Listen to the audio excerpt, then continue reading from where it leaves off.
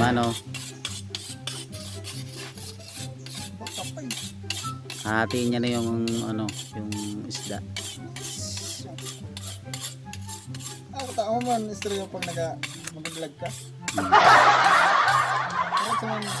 So, istorya mo, may ano. Ito na mga kalambat. Nakakuha sila mga kalambat ng isda kalambat. Hatiin niya na kalambat yung isda kalambat. Yan na po. May confidence. Confidence. Yan. Tingnan niyo po kalambat. Sobrang nipis na po ng kanyang ulo kalambat. Wala nang kalaman naman yung ulo kalambat. Putang ina yan. Hiyay. Marasa pa. Ilaw mang payo. Kung may laman. Ala. Putang patal mag-ulo. Di ka tataw. Ayo yan. Saan naman saan? Ala. Puta yan. Yung sa imo kaunsan. Hisok kasarig-sarig sa ikog. Hindi puti yan. Sa kuran ikog. Marasa ka pa. Katarom. Uli na niya. Kalambat. Kalambat.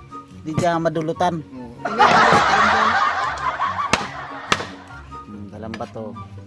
Sus, kasarig sa ikog. Hindi putang tao. Ano tayo mga kalambat? Kalambat to. Tuwa. Puta supayo na ayo. Kauyam. Sarang kumbaga. Hindi po. Buskas ang payo.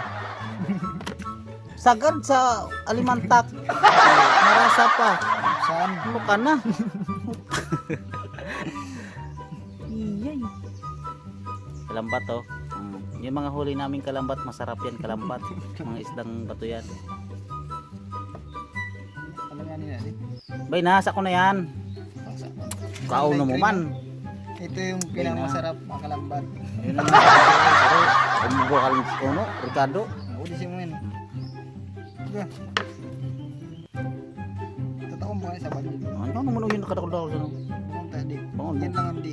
Mga kalambat to. Oh. Galing ni Roman kalambat to. Okay na yun. Okay.